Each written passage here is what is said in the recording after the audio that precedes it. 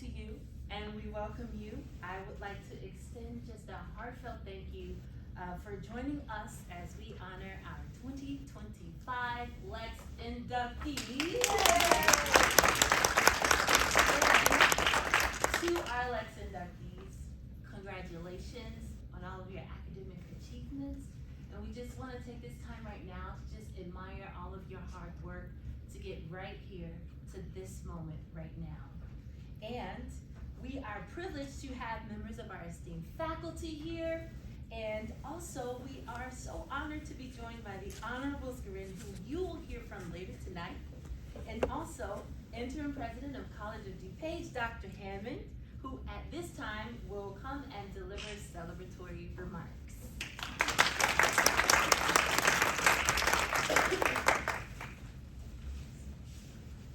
Thank you so much. Hello, everyone. Good evening.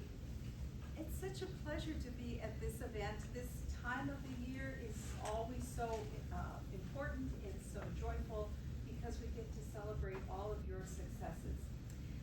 Tonight we recognize 7 new inductees into the prestigious LEX Honor Society. Congratulations. Proud of, right? It's the result of your hard work and your academic excellence, your commitment even on afternoons and evenings when I'm sure you would have rather been doing something else, but you stuck with it. It is a mark of your persistence. And it shows future employers that you know how to get things done and that you have the capacity to complete the job. Our legal studies program, for those of you who are guests, always attracts students who are passionate and motivated. We have an outstanding faculty. Once you graduate, you will demonstrate that passion and motivation as you start your careers. So look for the opportunities. Always continue to set those new goals for yourself and find ways to contribute to both the field of law and to your communities. That's a part of who we are at COD as well. If you can do this, you are going to have rich and rewarding careers. So congratulations on this achievement. Welcome to all of our guests. I hope you get a chance to see more of our campus and that you come back often. And with that, I think we'll let the ceremonies begin.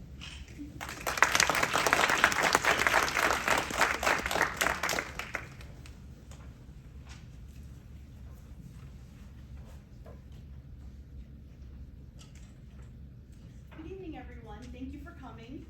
My name is Julianne DiBenedetto. I am the Vice President of LEX. And tonight it is my honor to introduce our keynote speaker, Justice Kenton Scarin. Judge Kenton Scarin serves on the Illinois 18th Judicial Circuit, a trial court that serves almost 1 million people in the western suburbs of Chicago.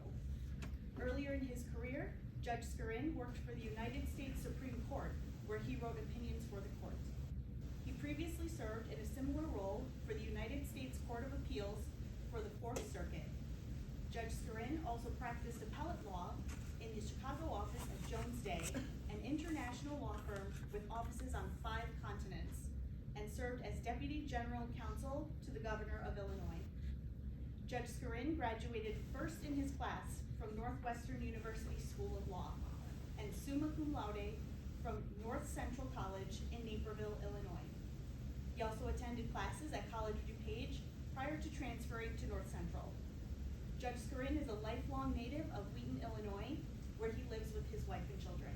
Please join me in welcoming the Honorable Judge Scarin.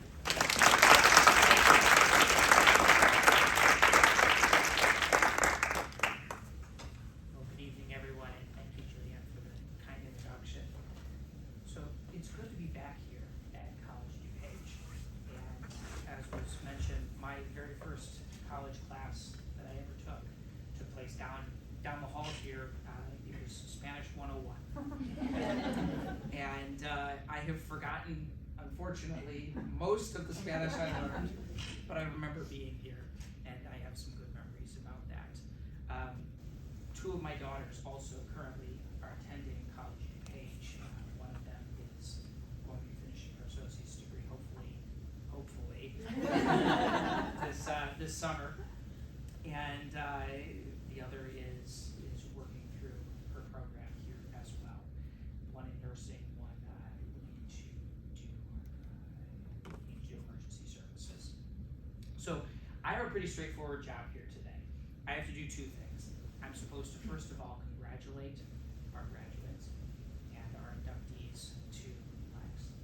And then I'm supposed to hopefully encourage you as you go forward, and the rest of us get to listen in. So the congratulations part is the easy part, right? Well done on being inducted into LEX, the National Paralegal Honor Society. You have not just worked through the Paralegal Studies program, but you have done so with excellence and with distinction. You should be very proud of yourselves. So well done. The more important part is what comes next, and that's where I want to spend most of my time talking tonight. Because you are about to join a 500-year tradition. And that 500-year tradition of Anglo-American jurisprudence in turn draws on thousands of years prior. We can go back, we can talk about Magna Carta, we can talk about the Romans, we can talk about the Greeks, we can talk about pulling from Judaism and early Christianity. All of these principles come together to say, what does it mean to have a legal system? And, you know, we like to talk about sometimes at this point, we take that tradition for granted, or worse, sometimes we talk about the problems and the failures of that system. And you can do both of those things, but that's not what I want to do today. Because I want to encourage you, you are joining something great and good and bigger than ourselves, both in terms of time and in terms of its importance for civilization. It's what separates us from what Jack London termed the law of club and fang, right? And if you think about that, we as Americans believe that there are certain rules and ideas that promote fairness in settling our disputes, not fighting it out based on strength or power, connections or corruption, club or fang. We don't do that, right? We believe in something greater, and that's what sets us apart from the sweep of history in many instances, and unfortunately also many parts of the world today. I have some good friends from all over the world. We go running on Sunday mornings.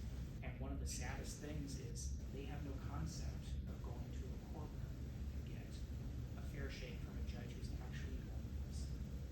It's unusual. So what does that mean? We use a shorthand. We talk about things like due process, and you all know about those: the right to be heard, the right to be present in court, the right to confront witnesses, present your own evidence, the right to an impartial judge, trial by jury. The perhaps most important, the right to have the rules defined ahead of time and applied the same way to everyone, right? We talk about those, and we might not perfectly achieve those every time. I can tell you, you know what? I've made mistakes that I've regretted in my courtroom. I've never done anything that I didn't think was correct at the time, but in hindsight, every so often, you know what? Mistakes get made. There's no question about that. But think about what we are trying to uphold with those principles, and take courage and encouragement from that in most instances, our courts are remarkably fair and remarkably functional and remarkably unusually good at what they do. So now, what does that mean for you? You are all part of that tradition. Right? You get to take the baton from 500 years of history, and you get to carry that forward. And that means that the responsibility for fairness and for that tradition falls on you at this point in time. And it's worth your time, it's worth your effort and support. Okay, so that's enough about the ancient Romans, and that's enough about the high and mighty principles. They're important, right? They matter. I believe in those passionately, and so should you. But let's talk about just practically right now. What does it mean to be part of that system for paralegals and paralegals who have shown that they have a level of excellence, that they can do that job well? As I was thinking about it, I was thinking, what does a paralegal do first and foremost? First and foremost, being a paralegal is a lot like a lot of areas of law. It's about helping. It's about helping other people. And so how can you help? And this is where you as paralegals get to address one of the biggest problems facing law today. Guess what? Law is too expensive, right? We have bad jokes about it. I'm not going to tell any of them. But here's the reality. In my courtroom, right over here in Wheaton, the hourly billing rate for lawyers is from somewhere around $300 an hour to perhaps even north of $500 an hour. And nationally, at some extremely prestigious firms, the best lawyers are now charging their Fortune 50 clients over $2,000 an hour. Okay? So what does that practically mean? What that practically means is that normal people, me, you, the people in this room, really can't afford lawyers. And I see it every day in my court. People just don't have the resources to pay somebody $400 an hour for 100 hours of legal work. That's $40,000, and that at least used to be the price of a new car, right? People can't afford to pay for lawyers. And guess what? That means that you can help. Because every single time that a paralegal touches a case, they are preventing a lawyer from billing for something that that lawyer could probably do but shouldn't be doing.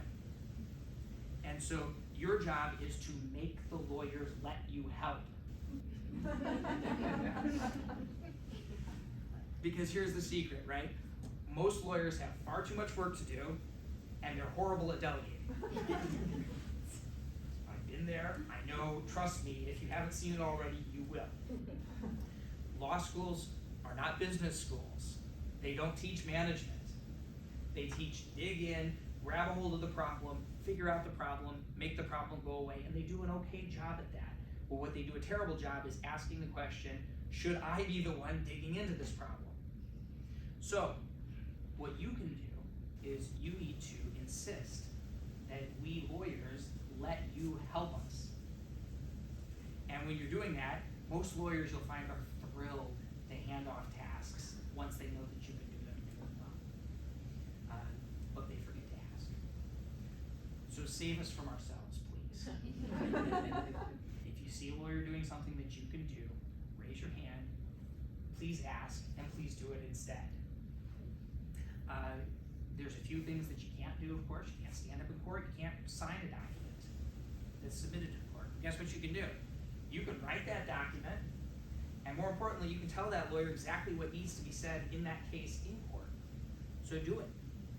Because anytime that you are working on a case, you are helping a lawyer save time, and that means that you're helping a client save money, and that means that the client is better able to access justice, and that means that you're helping people. So that's the first thing that I wanted to say. When you do, your job is to help people, and when you do that, you're improving access to justice. So the second thing, your job is also not just to help people, your job is to help people by making problems go away. Right? Again, that's what lawyers do, and you can do that as well. So to illustrate this, I want to tell you about the first paralegal that I ever met. I was a brand new baby lawyer. I was working downtown Chicago with Mayor Brown. We had 700 lawyers in the Chicago office alone. There were tons of paralegals, but there was this one paralegal who stood out, and I was racking my brain trying to remember his name. I believe it was John, but I could be wrong. But I do remember our interactions very clearly, because when I met him, John was maybe in his 60s, probably early to mid 60s. He had been with the firm for decades, and he was one of those grizzled, crusty, detail-oriented kinds of people. He had glasses that he wore like this. And I am very certain that he was beyond fed up with dealing with yet another baby lawyer. But his job was to make sure that any briefs we filed were perfect before they went over to court. And he was an actual punctuation and grammar guy. I thought I wrote pretty well. I still think I write pretty well. But he would scratch all over the briefs with his red pen, and then he would come in his trusty way. He would tell you how you hadn't done it right. Don't borrow that part. That part is it's endearing in hindsight. It wasn't at the time. But he knew the local court rules better than probably the court staff themselves, and it mattered because the file requirements for federal appellate courts and for the U.S. Supreme Court are daunting, and the Seventh Circuit downtown Chicago, to this day, routinely rejects filings that don't comply with every little jot and tittle. See nods from some of the lawyers here. Things like, do you have the right font size? Did you include all the sections of the brief that you're required to include? And it's really embarrassing if you have to go tell Bank of America or some other client that your brief got rejected because you forgot to do something that you were supposed to do. And John made sure that didn't happen, right? Because he groused at us before we screwed up, not after, which is what the court would have done. He checked, he double-checked everything. He had a degree of fanatical precision that was impressive. And he found the things that we missed. And in doing that, he made us, and by extension, the whole firm, look good to our clients, and we saved us from ourselves. Right? So what's the takeaway? Again, your job is to make problems go away. Right? You have the ability to focus on, at a time, to focus on details that sometimes get missed. It's valuable, it's hugely helpful. Be like John and think about making the problems go away. Okay? So the last piece I just want to close out with is, I want to close out with one of the good pieces of advice that I received right out of law school. When I finished law school, I was at the time working for a federal judge in Virginia. And one of his former clerks, who's now herself a judge on the DC Circuit, at the time she was a law professor, and she stopped by and she was just saying hello to her old boss. Right? So she was talking to my 3 co-clerks and me, and we were super stiff and formal. You know, we're 3 months out of law school, and we're scared of her because she's a professor. We still think professors are gods. And she looked at us and she laughed and she blurted out, "Guys, this is supposed to be fun." And so my words are, remember, law is hard, law is a lot of work, but it's supposed to be fun. So congratulations once again on joining LEX. Thank you for letting me share this time.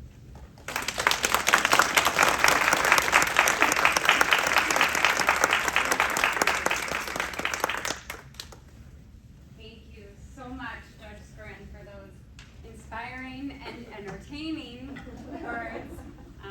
We're so grateful for you for being here and for imparting your wisdom onto our fantastic students here. And thank you also, President Hammond, for your congratulatory remarks. We really appreciate that.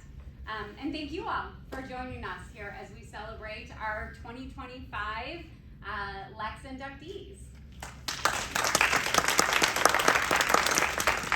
I'm not gonna lie, I didn't memorize this. So the Lambda Epsilon Chi Society was established by the American Association for Paralegal Education to ensure that the highest achieving paralegal students were recognized and honored for their academic excellence. We are proud to have a chapter here at College of DuPage for more than 10 years. All of our inductees, just so you guys understand the standards we hold them to, have completed half of our legal studies coursework as their program, and they have a 3.6 GPA or higher, and then they have to perform at least 8 LEX hours, either through engagement with the paralegal club or with the legal community. So we're so incredibly excited to be honoring our 2025 inductees tonight.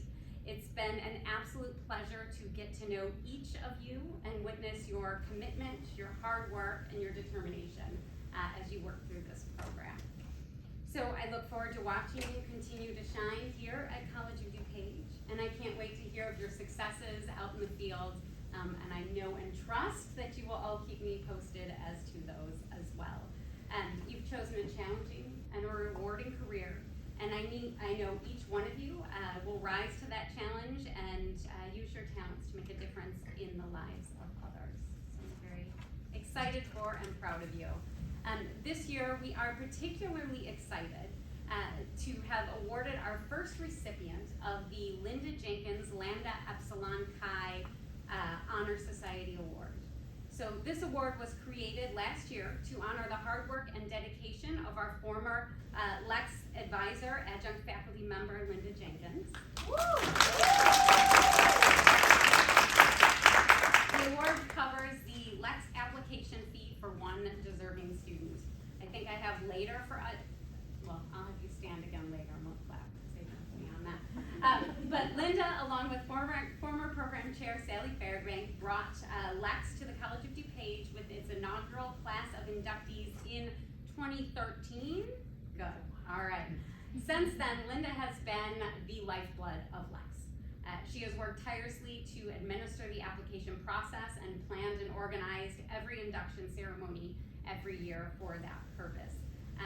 And we are so grateful for all the hard work she's put into this. So having chosen to step back from LEX, not the Paralegal Club, of which she still is working hard at every day, this is Linda's first year to simply sit back and enjoy our ceremony. So please stand, Linda, so we can appreciate her.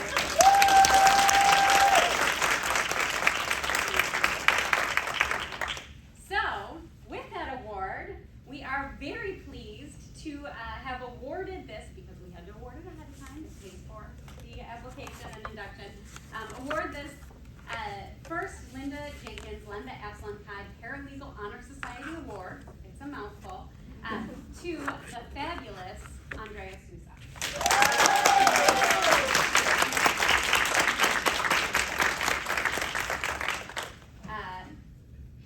Andrea is the perfect recipient of this award. She's proven herself as an incredibly dedicated student that exudes an enthusiasm for the law, critical thinking, and the impact the law has on individuals and the world around us. Her passion and excitement for the field is palpable and contagious. She's been a model student and true team player. Oh, my voice is always willing to work an event, support a classmate, and take on any last-minute project I throw her way. How can I help are often the first words out of her mouth. And you all know that's a strong paralegal right there, right? Andrea stood out for her active engagement in her first introduction to law and paralegal class with me, and she quickly became an integral part of our paralegal club and legal studies family. Andrea, we are so proud of you. You shine so bright, and it has been amazing to watch you grow in this program.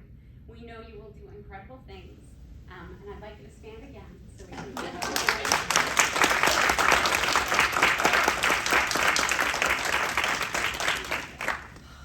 And before we move on to award these 7 fabulous students, I want to take a minute to thank all of the incredible people that have helped and supported LEX and our students in this process. So again, I want to thank Judge Scarin for his wonderful keynote address here, and President Hammond for your comments. Dean Koschel and Associate Dean Berkland, I want to thank you guys for your continued support of our students and our program. Of course, Sally Fairbank, who can't be with us today, and Linda Jenkins for establishing and directing LEX chapter from the beginning here. And our incredible faculty of here, we have Liz McGuan and Capper Grant and Julie Lindsay going above and beyond for our students at all times, and we're so grateful. I know you as students know that they are there for you far beyond their adjunct pay affords, I promise. But thank you guys. And then I do want to give a quick shout out to Karen Kuhn and Ellen Farrow, who are with the foundation, who help us put together the scholarships. I don't know, many of our guests here may not know, but we have how many scholarships? 4? 5 active scholarships for paralegal students or legal studies students alone, which is pretty incredible college-wide. And we are thankful to our faculty for those scholarships as well, including Capper Grant and Linda Jenkins. I do want to quick shout out to Jean Morris, who is the honorary treasurer for LEX, who calculates everybody's GPAs to ensure they qualify, and Jacob Pineda, who keeps records of all of those LEX hours you accrue. And then a big shout out to Bev Carlson, the program support specialist, who literally just and student life, and Monica Wong is here taking pictures for us and making sure we document everything. And thank you, well, I guess Kika is our videographer. And Bella, we have two. Wonderful, thank you guys both for taking care of that. And then I have to give a huge shout out to our LEX Vice President, Julianne DiBenedetto, who truly has been a lifesaver in putting this ceremony together. As many of you know, this is my first ceremony and our first on ground in 5 years. So I say Julianne epitomizes the model paralegal. She thought of literally everything and truly told me what I needed before I knew I needed it. So including putting together beautiful instructions for every minute detail that needed to be done. So thank you so much, Julianne.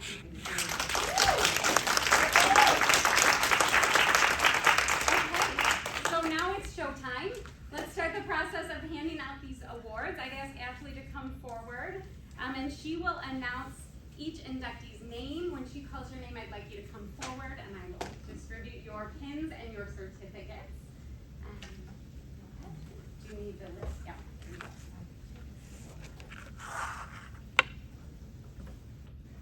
I know usually at commencements they tell us to hold our applause, but we're safe here. All We're right. small but mighty group. Yeah. So first up is Zaida Ariadna P. Gallardo.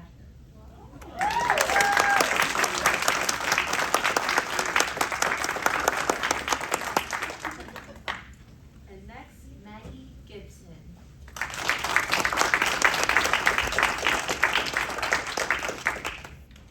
Judith Ann Jenkins.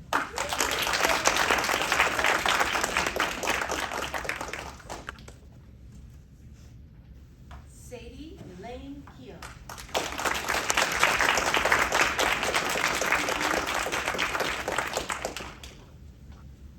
Catherine Manzer.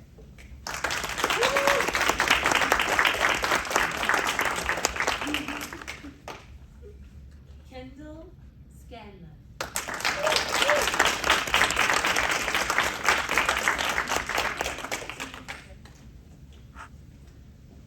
Last but certainly not least, Andrea Souza.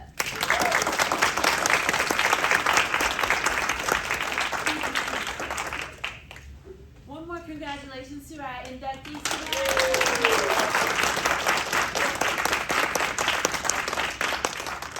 Thank you so much, everybody. Short and sweet. We got lots of time for cake.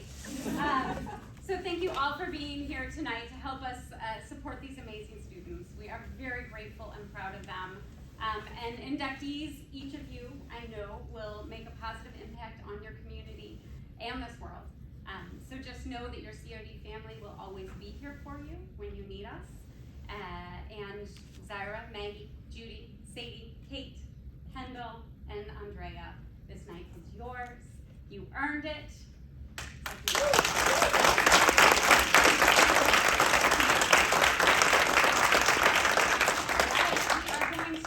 Inductees, we'd like you to hang around in this room with and faculty, alumni, our fabulous keynote speaker, and President Hammond. If you have a few minutes, we're going to take some pictures. Everybody else is free to step outside. We do have some drinks and